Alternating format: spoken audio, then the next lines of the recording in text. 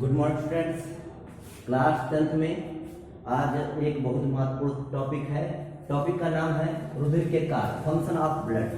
ठीक, क्योंकि आप परिवहन पढ़ रहे थे, परिवहन में जो है हार्ट की इंटरनल स्ट्रक्चर वगैरह पढ़ी, रुधिर पढ़ा, रुधिर धमनी और शिराओं में अंतर पढ़ा, तो आप सब ये पिछले वीडियोस में पढ़ चुके हैं। अब केवल एक लास्ट टॉपिक बचता है रुधिर के कार्य, ब्लड, फंक्शन ऑफ ब्लड। तो ये जानने के बाद फिर अब हमारा जो है रुधिर से रिलेटेड हर चीज़, परिवहन से रिलेटेड हर ये टॉपिक खत्म हो जाएंगे सभी।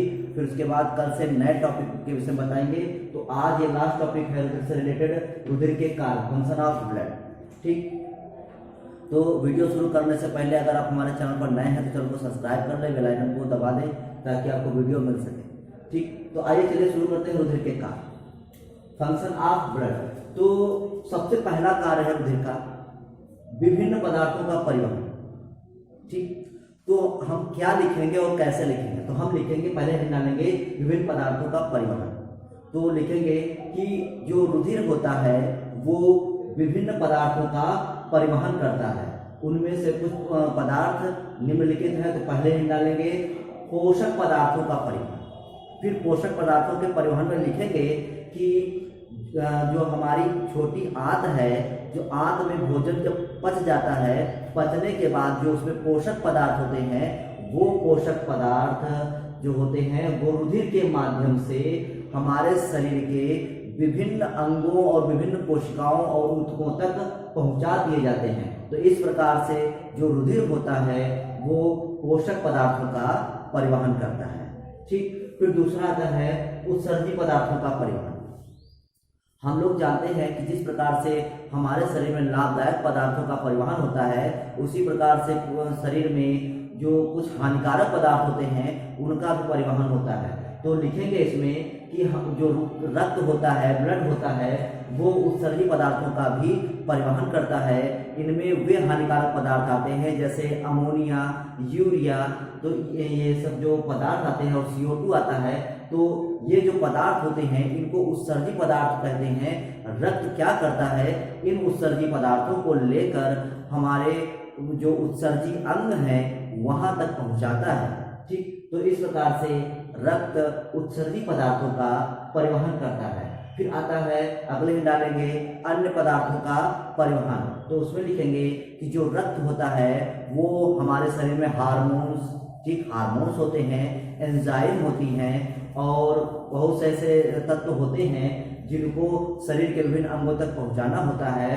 तो जो रुधिर होता है वो अन्य महत्वपूर्ण पोषक, अन्य महत्वपूर्ण पदार्थों, हार्मोन, एंजाइम, प्रोटीन आदि को पहुंचाता है। ठीक, फिर दूसरा कार्य आता है शरीर के ताप का नियमन। देखिए, हम लोगों को पता है कि जब हम लोग कार्य करते हैं तो कार्य करने पर हम लोगों के शरीर का तापमान बढ़ जाता है। ठीक, तो जो रक्त होता है ये हम लोगों के शरीर में ताप के नियमन का भी कार्य करता है, जिससे हमारे लोग शरीर का जो ताप होता है वो कम बना रहता है। तो इस प्रकार से लिखेंगे कि शरीर, जो रक्त होता है वो शरीर के ताप को नियमित बनाए रखता है। ठीक, तो ये वर्क हो गया। फिर अगला आता है थक्का बनाना। ठीक, तो जो रक्त होता है, जब हमारे शरीर में जब कहीं चोट लग जाती है तो चोट लगने पर वहां से ब्लड निकलता है।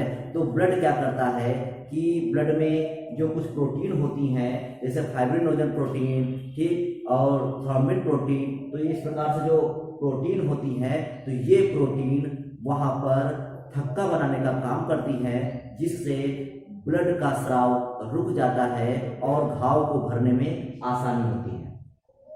अगला आता है घाव का भरना। तो जो रक्त होता है वो घाव को भरने में भी सहायता करता है। रक्त क्या करता है कि जहां पर चोट लग जाती है तो वहां पर रक्त की जो माइक्रोफेजेस कोशिकाएं होती हैं, कौन सी कोशिकाएं? माइक्रोफेजेस कोशिकाएं।